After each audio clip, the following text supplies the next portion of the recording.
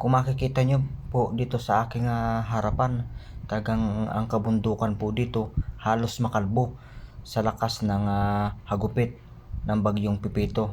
Marami po talagang halaman ang mga nasira, mga sagingan, mga kahoy na nagkaputol-putol.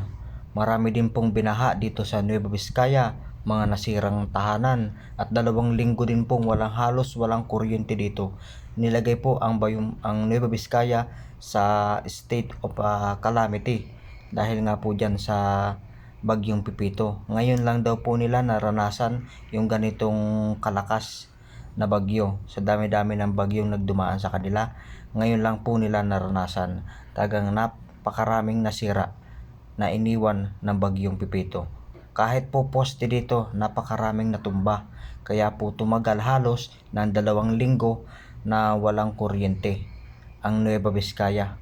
Halos lahat po ng lugar dito sa Nueva Vizcaya nawalan ng kuryente at may mga nasirang tahanan.